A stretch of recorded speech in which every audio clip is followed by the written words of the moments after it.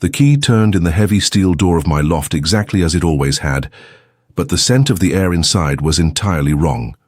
For 6 years, my live workspace in the converted industrial district had smelled of ozone from the server racks, roasted espresso, and old floorboards. Now, as I stood in the doorway leaning heavily on a medical cane, the air was thick with the chemical odor of packing tape, industrial cardboard, and lavender diffuser oil. I had been in a neurological rehabilitation clinic for 7 weeks following a severe cerebral hemorrhage. I was exhausted, my balance was still precarious, and all I wanted was to sleep in my own bed. Instead, I found myself staring at a logistics warehouse. Floor-to-ceiling stacks of flat-pack cardboard boxes obscured the massive factory windows. My drafting tables were gone. My ergonomic chairs had been replaced by cheap folding tables covered in shipping labels, barcode scanners, and stacks of customs declarations. Elaine walked out of my kitchen holding a mug of tea, wearing my favorite cashmere sweater. She stopped, blinked, and then gave me a smile that was entirely too bright. She did not ask how my final discharge evaluation had gone.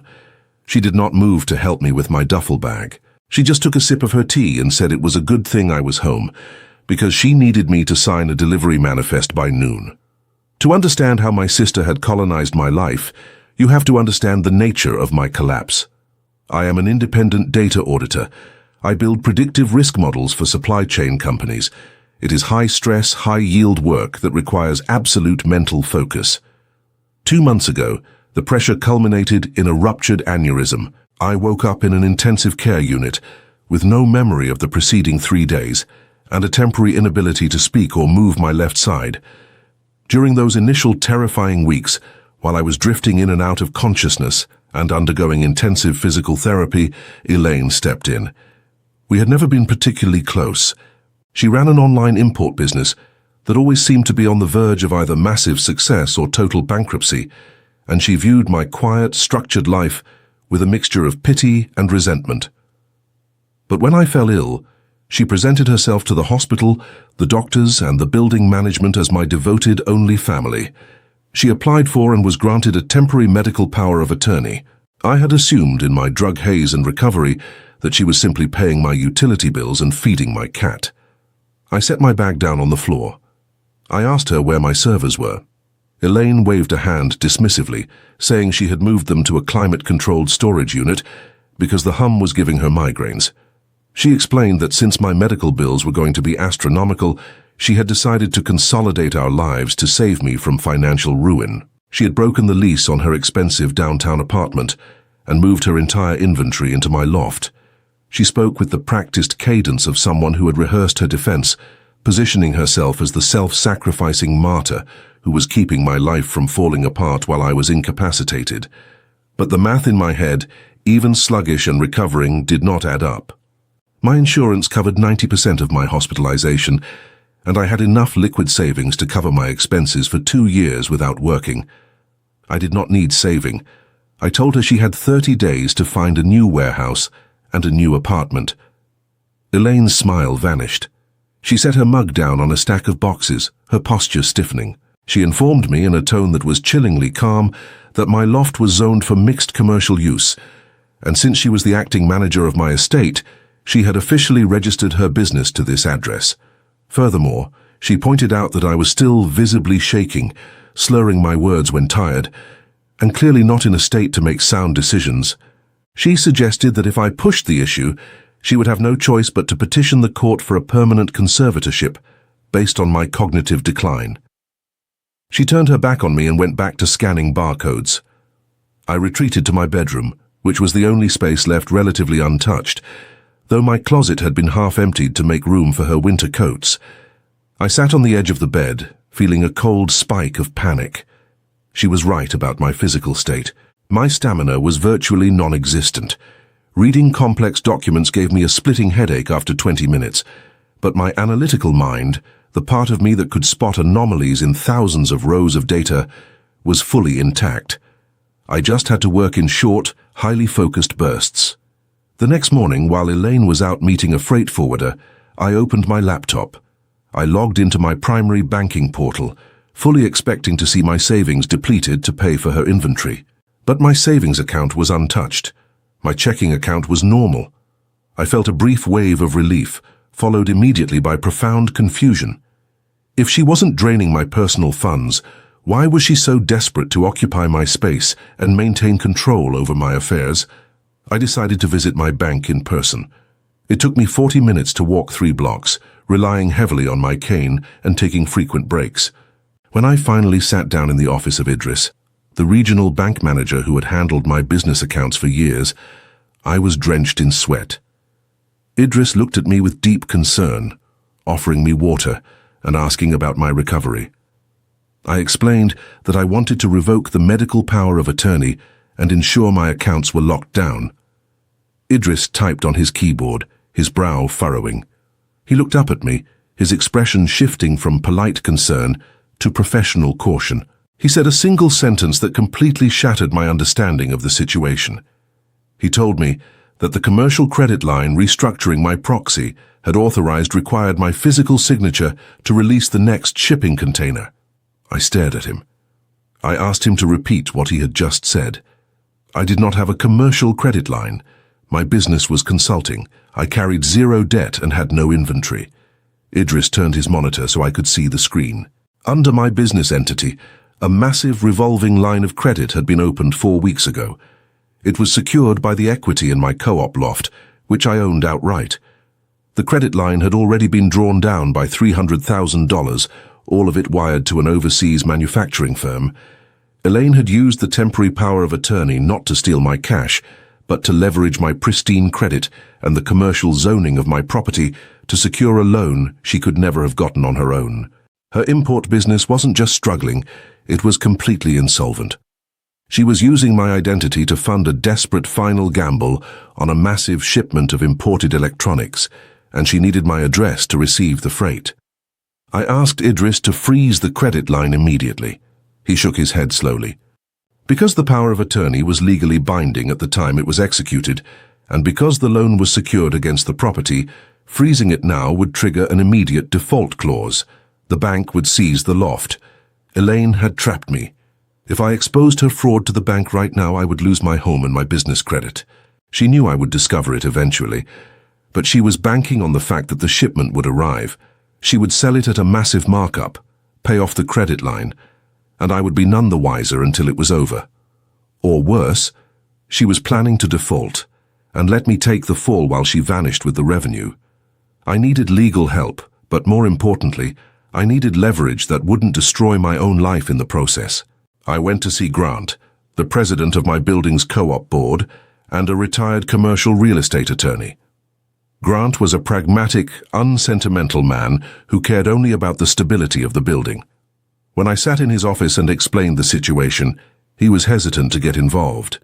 He pointed out that Elaine had paid the building maintenance fees 3 months in advance from her own account, and that from the board's perspective, she was a model tenant. He also noted with brutal honesty that I looked terrible. I was pale, my hand shook when I held the teacup he offered, and my speech still had a slight hesitation. He warned me that if this went to a messy legal battle, Elaine would absolutely use my medical records to paint me as paranoid and mentally unfit. He agreed to help me quietly, but only if I could provide irrefutable proof that her actions threatened the co-op itself. He would not fight a family dispute, but he would fight a corporate liability. I returned to my apartment and began my investigation. I had to operate in secret, maintaining the illusion that I was too weak and depressed to challenge Elaine. During the day, I slept or pretended to watch television while she bustled around, issuing orders to delivery drivers and acting like a CEO. At night, after she went to sleep, I worked. I could only manage about an hour of screen time before the neurological fatigue set in, causing my vision to blur and a dull ache to throb behind my eyes.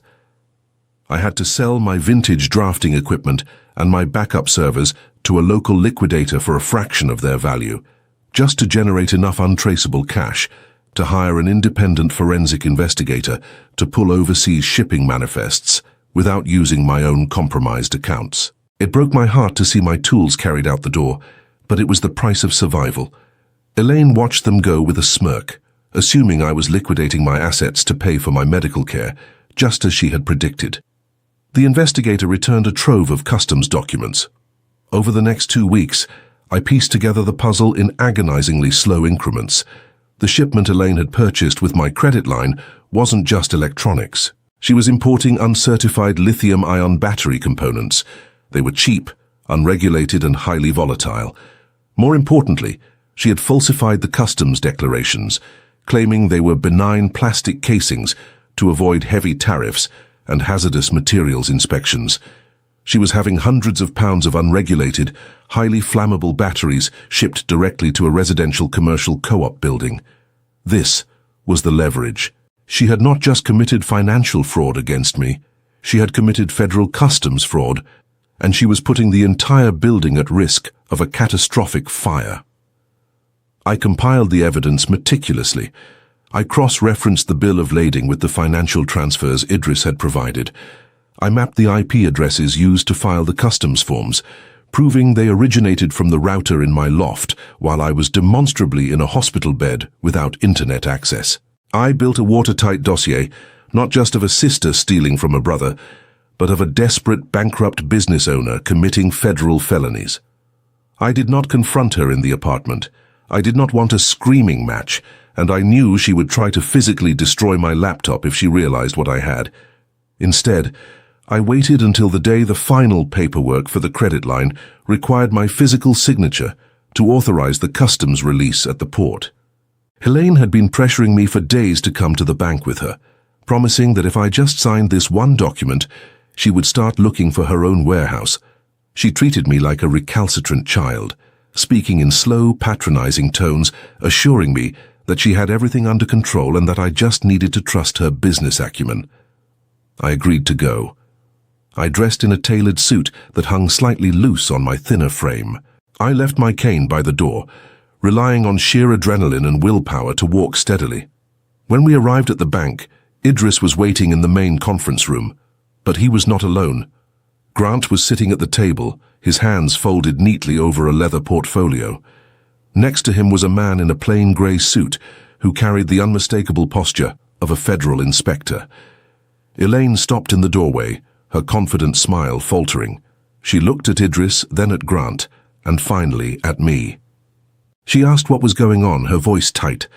She tried to assert control, stepping forward and telling Idris that I was easily confused and that this meeting was supposed to be a simple signature execution. I walked past her and sat down at the table. I did not raise my voice. I did not express anger.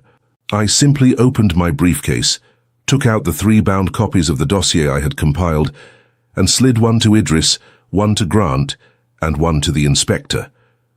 I explained, methodically and clearly, that the business entity requesting the release of the funds was currently operating under a fraudulent proxy. I detailed the exact sequence of transactions, the falsification of the customs documents, and the nature of the hazardous materials currently sitting in a shipping container waiting for clearance. I explained that the debt was incurred without my knowledge, that the collateral was pledged illegally, and that the imports violated both federal law and the co-op's insurance policies. Elaine's face drained of color. She lunged forward, grabbing the dossier in front of Idris and frantically flipping through the pages. She began to stammer, claiming that the documents were forged, that I was having a mental breakdown, that I didn't understand the complexities of international trade. She looked at Grant, begging him to intervene, reminding him of how well she had managed the property. Grant adjusted his glasses and looked at her with cold indifference. He informed her that the co-op board had already voted that morning to begin emergency eviction proceedings against her business entity for violating the hazardous materials clause of the building charter. The inspector stood up. He did not arrest her on the spot, but he informed her that her shipping container had been impounded at the port pending a full investigation by Customs and Border Protection. He advised her to retain legal counsel immediately, as the fines for falsifying declarations on hazardous materials often exceeded the value of the shipment tenfold and carried the potential for federal indictment. The bank, presented with undeniable proof of fraud perpetrated by the proxy holder, immediately froze the credit line and initiated a fraud protocol. Because I had brought the evidence forward and cooperated with the federal inspector, my personal assets and the equity in my home were protected during the investigation.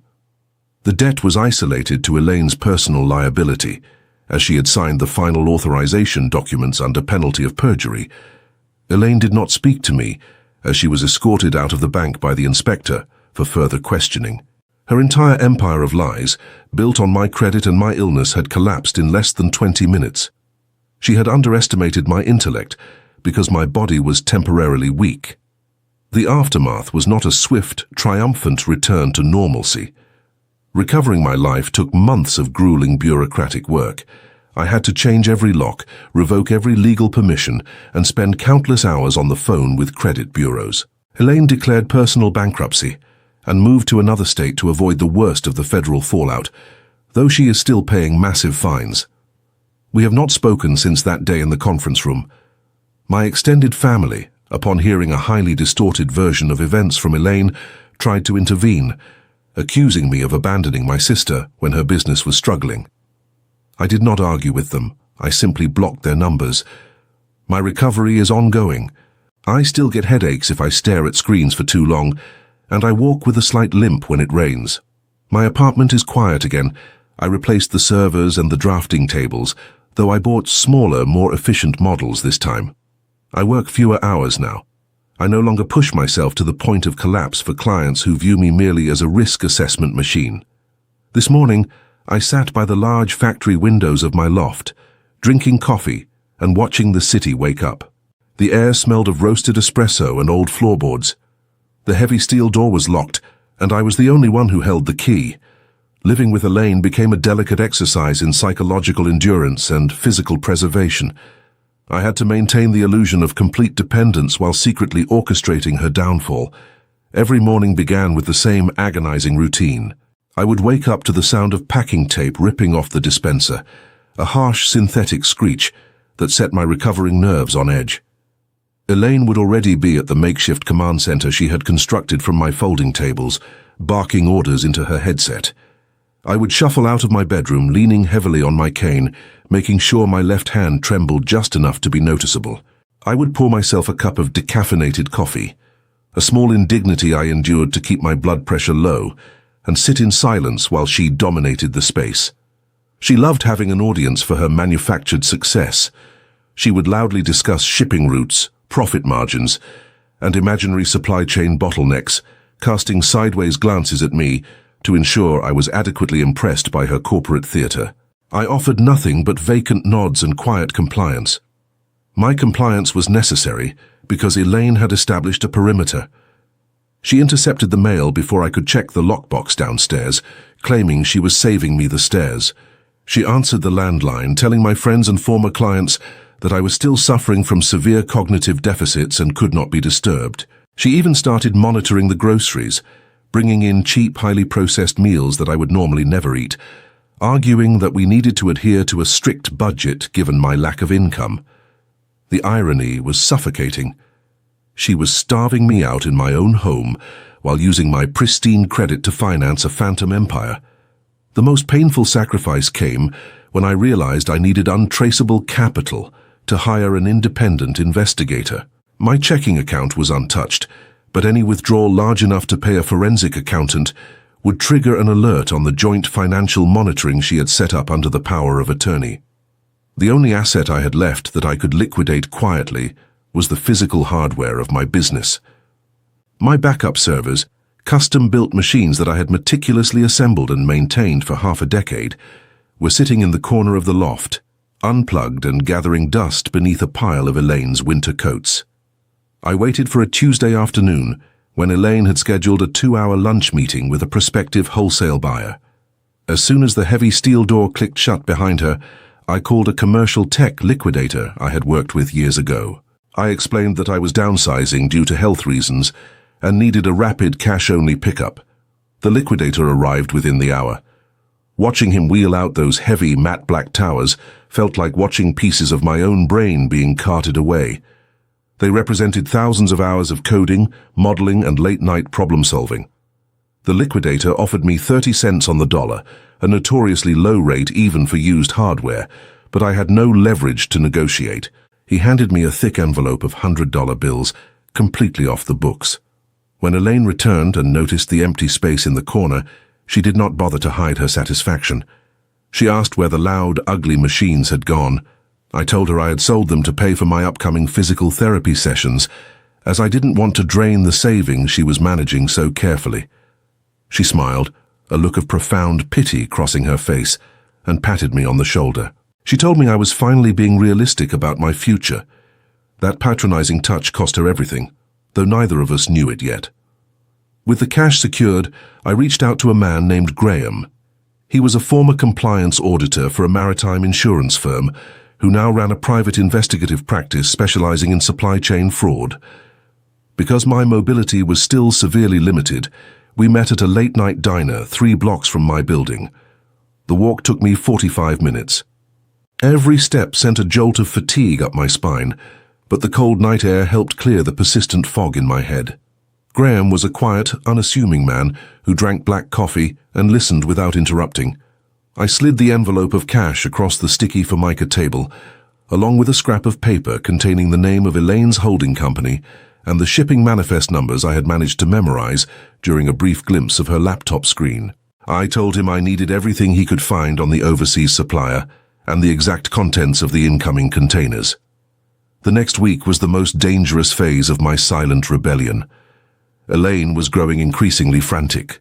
The cargo ship carrying her inventory had docked, but the port authority was holding the containers, pending a secondary customs review. She spent hours on the phone, pacing the length of my loft, screaming at freight forwarders and customs brokers. Her stress made her volatile. She started demanding that I log into my various municipal and federal tax portals, insisting she needed to verify my residential status to clear the shipment. I feigned confusion, intentionally entering wrong passwords until the accounts temporarily locked, blaming my neurological fatigue. My stalling tactics infuriated her, but they bought me time. The physical toll of the deception was heavy. Working on my own investigation required me to wait until Elaine was completely asleep. I would sit on the floor of my closet, the only place where the glow of my laptop screen wouldn't leak into the main living area. I could only manage 60 minutes of screen time before the familiar, terrifying pressure would begin to build at the base of my skull. My vision would blur, and my left arm would begin to ache, a phantom echo of the hemorrhage. I had to discipline myself to shut the computer down, swallow a mild painkiller, and crawl into bed no matter how close I was to a breakthrough. The breakthrough finally came on a Thursday night. Graham sent an encrypted file containing the unredacted bills of lading from the overseas manufacturer. I sat in the darkness of my closet, my heart pounding against my ribs as I read the technical specifications. Elaine had not simply purchased generic consumer electronics. The manifest detailed thousands of units of unregulated, grade C lithium-ion battery cells. They were industrial components, notorious in the manufacturing sector for their instability and high failure rate. The puzzle pieces locked together with horrifying clarity. Elaine had bought the lowest-tier components available, likely intending to repackage them domestically and sell them as premium replacements.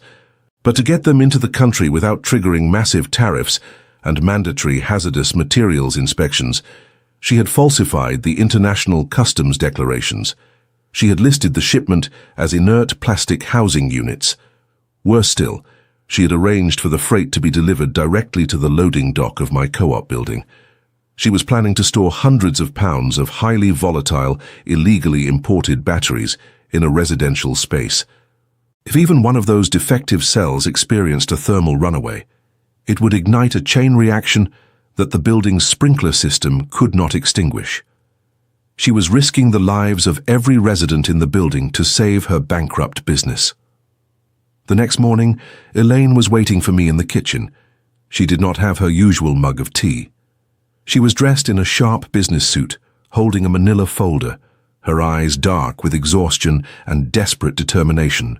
She informed me that the Port Authority had issued a final release order, but because the commercial credit line was secured against the property, the bank required my physical signature to authorize the final transfer of funds to the customs broker. She told me to put my coat on. She said we were going to the bank, and that this was not a request. I looked at the folder in her hands, knowing it contained the very documents that would seal her fate, provided I could maneuver the pieces into place before she realized what was happening. I reached for my cane, letting my hand shake just a little more than usual, and told her I was ready. The ride to the financial district was suffocatingly quiet. Elaine spent the entire 20 minutes in the back of the town car, furiously typing on her phone, her thumb striking the screen with aggressive precision. She did not look at me once. She was already mentally spending the profits from the hazardous cargo she was about to release into the city. I sat rigidly against the leather seat, gripping the handle of my cane to steady the tremor in my left hand. I had spent the early morning hours before she woke up, securely emailing the unredacted dossier Graham had compiled to Idris at the bank, and copying Grant, the co-op board president. I had explicitly outlined the timeline, the fraudulent use of the power of attorney, and the physical threat the imported lithium-ion batteries posed to the residential building. The trap was set, but my nervous system was misfiring, sending waves of exhaustion through my shoulders. When we walked through the heavy glass doors of the bank lobby, Elaine immediately took the lead, projecting the aura of a busy executive managing an inconvenient errand. She guided me toward the private wealth management wing, her hand gripping my elbow entirely too tight, a physical reminder of the control she believed she held. Idris was waiting for us in the main conference room, but the atmosphere was completely devoid of the usual professional warmth. The blinds were drawn. Sitting at the long mahogany table was Grant, wearing a severe expression and a tweed jacket, holding a leather portfolio. Beside him sat a man in a plain grey suit whose posture radiated quiet, absolute authority. Elaine stopped dead in the doorway. Her confident stride faltered, and the synthetic smile vanished from her face. She looked at Idris, then at Grant, and finally at the man in the grey suit. She asked what was going on, her voice tight, attempting to mask a sudden, sharp spike of panic. She tried to reassert control, stepping forward and telling Idris that I was easily confused in the mornings, and that this meeting was supposed to be a simple, expedited signature execution. She reached for the pen resting on the table, trying to force the transaction forward through sheer momentum. I walked past her, ignoring her outstretched hand, and carefully lowered myself into the chair opposite Idris. I did not raise my voice, and I did not look at my sister. I simply asked Idris to confirm receipt of the digital files I had sent at dawn. Idris nodded, his expression grim. He turned his monitor so Elaine could see the screen. It displayed the unredacted shipping manifest and the true technical specifications of the battery cells, alongside a stark red fraud alert banner that had been placed on my business accounts. I explained, methodically and clearly, that the business entity requesting the release of the funds was currently operating under a fraudulent proxy. I detailed the exact sequence of transactions, the falsification of the customs documents to bypass tariffs, and the highly volatile nature of the materials currently sitting in a shipping container waiting for clearance. I stated for the official bank record that the debt was incurred without my knowledge, that the collateral was pledged illegally, and that the imports violated federal hazardous materials regulations. Elaine's face drained of all color, leaving her looking sallow and suddenly very small. She lunged forward, her hands hovering over the table as if she could physically sweep the digital evidence away. She began to stammer, her carefully curated corporate vocabulary dissolving into frantic accusations. She claimed the documents were forged, that my neurological event had triggered severe paranoia, and that I simply didn't understand the complexities of international trade. She looked at Grant, pleading with him to intervene, reminding him of the advanced maintenance fees she had paid. Grant adjusted his glasses and looked at her with cold, unblinking indifference. He opened his leather portfolio and slid a single sheet of heavy stock paper across the table. He informed her that the co-op board had convened an emergency vote at 7 o'clock that morning, based on the documented intent to store unregulated, highly flammable industrial components in a residential zone, thereby voiding the building's master insurance policy. They had initiated immediate eviction proceedings against her business entity. She was legally barred from receiving any freight at the address. The man in the grey suit finally stood up. He introduced himself as an inspector with customs and border protection. He did not raise his voice or reach for handcuffs, but the absolute certainty in his tone was devastating. He informed Elaine that her shipping container had been permanently impounded at the port, pending a full federal investigation. He advised her to retain specialized legal counsel immediately, explaining that the fines for falsifying declarations on hazardous materials often exceeded the value of the shipment tenfold and carried the severe potential for federal indictment. The bank, presented with undeniable proof of fraud perpetrated by the proxy holder, immediately froze the commercial credit line. Because I had brought the evidence forward proactively and cooperated with the federal inspector, Idris assured me that my personal assets and the equity in my home would be protected during the investigation. The debt was entirely isolated to Elaine's personal liability, as she had signed the final authorization documents and customs declarations under penalty of perjury. Elaine did not speak to me as she was escorted out of the bank by the inspector for further questioning in a secondary office. Her entire empire of lies, built on the foundation of my credit and my physical vulnerability, had collapsed in less than 20 minutes. She had underestimated my intellect because my body was temporarily weak, failing to realize that my mind was the very thing that had built the life she tried to steal. The aftermath was not a swift, triumphant return to normalcy. Recovering the sanctity of my life took months of grueling bureaucratic labor. I had to change every lock, revoke every legal permission, file extensive affidavits, and spend countless hours on the phone with credit bureaus and federal investigators. Elaine ultimately declared personal bankruptcy and fled to another state to avoid the worst of the local fallout, though she is still tied up in federal litigation and paying massive fines. My extended family, upon hearing a highly distorted, tearful version of events from Elaine, tried to intervene, accusing me of abandoning my sister when her business was struggling. I did not waste my limited energy arguing with them.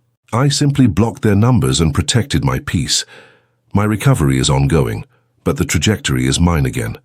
I still get headaches if I stare at screens for too long, and I walk with a slight limp when the weather turns cold, but my stamina improves every week. My apartment is quiet again.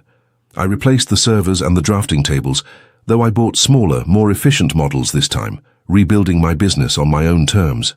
I work fewer hours now, refusing to push myself to the point of collapse for clients who view me merely as a risk assessment machine.